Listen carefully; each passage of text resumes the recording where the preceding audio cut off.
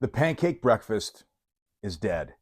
The state of masculinity in the Catholic Church right now is probably, some kind of a byproduct of what's happening societally with men, but especially within the Catholic Church, it seems like things can't get any worse.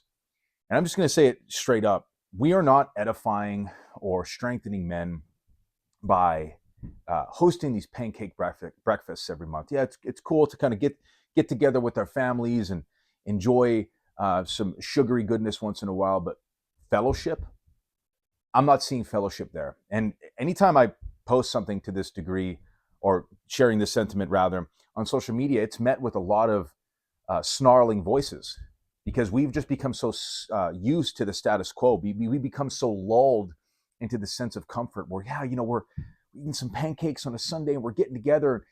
That's great. But what are we doing in between to forge the men of our faith, especially the young men and the young families that are effectively going to carry the laity forward, the congregations forward? And how are we actually creating disciples of these men? How are we evangelizing them? How are we making them better evangelists? We're not doing them. We're not doing them a favor or a service to their spirits by just feeding them this sugary bullshit once per month and then sending them off to go make disciples of the nations. Okay, how do we do that? Now, I'm not going to pretend I'm like the foremost expert on this. I'm a recent revert to the faith, so pardon my zeal. I know it can border on hubris sometimes, but I have a real passion for helping men. This is the whole reason I started on social media a couple of years ago to begin with. And so as I transitioned into the Catholic faith, which has been the greatest thing that's ever happened to me, I observed this from the outside looking in, and I said, man, I'm not pretending I'm some leader of men or some person that's called to this, but I think there's got to be some of us that rise up and say, hey, listen, the way that we've been doing things has not been effective.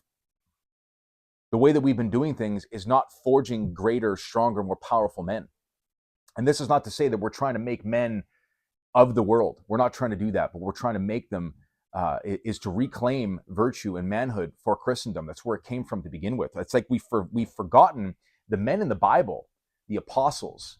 We forget the men that they were, blue collar men, fishermen, men that worked with the earth, with the world, and weren't afraid to call people out and use powerful language. This is why I love St. Paul so much, and all of the apostles, all of the men in the Bible shared these same manly characteristics. But what I love about St. Paul is he was unapologetic in the way that he spoke. He wasn't afraid to use powerful language, and by all intents and purposes, he was a strong man. Or even how we've gotten away from the masculinity that is Christ, the true perfection in all of the virtues, which are true expressions of real power and manhood. He was the perfect expression of all that. Or St. Joseph's chastity, and how well we've watered it down, and the way that men speak about the theology of the body or chastity is with this effeminate, flowery tone. And although I can agree with pretty much everything that these men are saying, they're not doing a good job of speaking to men. I just spoke at a parish on Friday, and I spoke about fortitude, the importance of physical culture, reclaiming it for Christendom, because physical culture does, in fact, belong to the religion of the resurrection, whether you want to believe it or not, and talking about just the manhood and the faith and the reality of the manhood of Christ. And I could see all of the men resonate with this, that we have lost our masculine voice with speaking about this. And, it's funny that we spoke about specifically briefly about this kind of language around theology of the body, where there's got to be a way we can communicate this without sounding like we're women or we're kowtowing to women. Where are the voices that are speaking to men? And in fact, I had a guy come up to me afterwards, and he was like rough and tumble, blue collar guy, wasn't afraid to swear. Not that I'm necessarily an advocate for swearing. I just think people pearl clutch over dumb, useless stuff like swearing. It's like, man, your priorities are truthfully misplaced. And he said the whole reason why he came down was because, I wasn't afraid to speak about these types of things with some kind of like edge. And again, I'm not boosting myself up. I truly am working to decrease so the Lord can increase. But I do feel like I'm being called in this direction to say, men, we've got to rise up and do this. I've even seen this in my own men's groups. The sort of low level of engagement and sort of low level of commitment from a lot of the men is sort of indicative of the lukewarmth and the spirit that the faith is in general right now. There's no fire. We have to reignite the fire in these men. And how do we do this? Well, we have to encourage the men to do difficult things, okay? Go on the difficult hikes together, lift the weights, mortify the flesh with physical training, learn combat sports, smoke cigars together, drink a little whiskey together. It's not going to hurt you. Unless, of course, obviously you have a problem with it, like I did before, and that's not something I would participate in. People get really hung up on these things, like, how could you advocate for men to do this? It's because they're masculine activities. Oh, but it's just an aesthetic. Well, you know what? Aesthetics matter, right? Are you going to say aesthetics don't matter? We have icons that are part and parcel of our faiths. We're not iconoclasts. So what's wrong with the masculine aesthetic? Men do best when we are engaging in these difficult conversations, whether it be about the faith, favorite devotions, favorite saints, the manhood of Christ, living a sacramental life, while also doing difficult and strenuous, arduous physical activities. And so what I see is a lot of overweight Catholic men, passive Catholic men that are possessed by the spirit of Adam in their own marriages. 90% of Catholic marriages are feminist. This is something that Father Ripperger said, and he's absolutely probably correct about that. They're not leading in their homes because they don't know how to lead outside the home, and they're not being led outside the home. I think there's way too much preoccupation with what the clergy is doing. I think a lot of people are speaking way above their pay grade by talking about Pope Francis, and I think that's not the approach we need to take. We need to take a medieval approach to our faith. Forget about what Francis is doing and understand that we should be praying for him and praying for the bride of Christ to come back in full force. And the same thing with judgment of the priests or the Novus Ordo or the liturgy wars. I think it's all so stupid.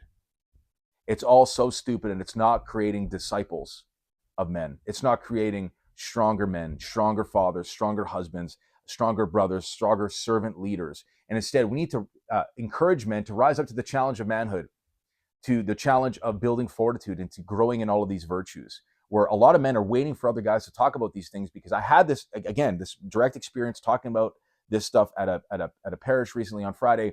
And you could tell that it spoke to the heart of these many men, because so many of them, countless of them, were coming up to me saying and thanking me for talking about these specific topics that I think have been ignored. Listen, we know the most important thing that we can do in our faith is stay in a state of grace, honor holy days of obligation, go to confession often, mortify our flesh sacramentally, have devoted prayer lives, all that. We know this. That is the most important thing.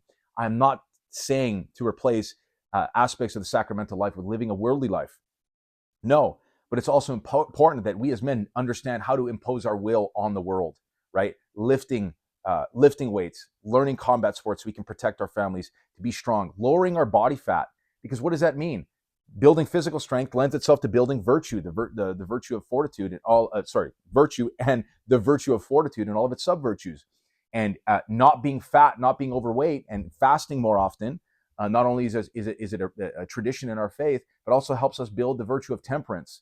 We're trying to grow in virtue, and we can't just do that by being theology nerds wearing sweater vests, sitting around talking about sola scriptura and apologetics. We're not going to do that. We've got enough people on YouTube, we've got enough people on social media talking about these things. It's so milquetoast. Instead, let's challenge men to be men. Let's challenge men to, grow some freaking hair on their chest and do things that are difficult. Because a lot of them are possessed by a spirit of sloth. And the sloth, in the way that I would describe it, is seeing the cross on the floor and not wanting to pick it up because it's too heavy, and not doing in other words, not doing the virtuous thing because of the difficult nature of the task. And I see a lot of this. Doesn't matter, and this is to married men, doesn't matter how many consecrations or devotions you're doing if your wife doesn't respect you, and that's only one small piece of your wife respecting you.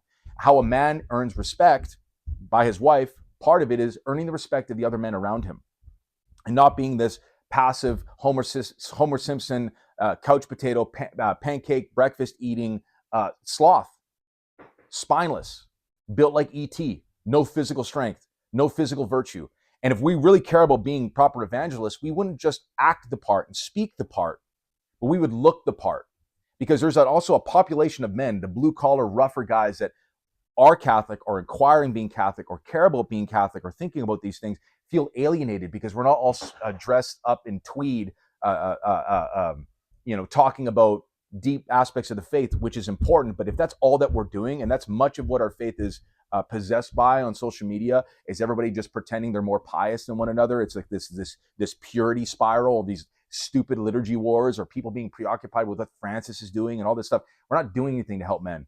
In fact, we're losing them to Protestantism, we're losing them to Orthodoxy, we're losing them to atheism, and sometimes even Islam, because we've stopped caring about aesthetics. We've stopped caring about challenging men to rise to the occasion of manhood and forging mastery and physical virtue and temperance and all of these things. And how we do that is by doing physically challenging things, having difficult conversations, and also being in a place where we're fostering fraternity, but not just in the sitting around in a circle talking about the faith, which is important, but it's also calling out other men for their addictions to pornography, calling out other men because they're passive with their wives, showing them that heat and not being able to speak right directly to a problem and call them out. Because if we care about what St. Thomas Aquinas said about charity and love is willing the good of the other, we would do that too. And we wouldn't cower away from having difficult conversations. So fire, love, heat, calling a man out, calling effeminacy out, calling lukewarm faith out, calling any number of things out, being fiery, not being able to have those conversations, while at the same time doing physically, mentally, and spiritually challenging things. And we're not going to do that by sitting around eating pancakes on a Sunday. We need to do difficult things together. We need to grow in fellowship, which requires fundamentally not just difficult conversations, but also difficult situations. We're all challenging each other physically. And there's a whole lot of men that are talking deep theology, but there's not a whole lot of men that are talking about mortifying the flesh in this way, because it also is important. This is also part of how we make disciples of the nations. Because if we're mentally tough, spiritually tough, but also we look physically tough and we look like we can handle ourselves as men, we are going to capture the hearts of more men and help save more souls for the kingdom. That's all I wanted to say. Glory to Jesus Christ.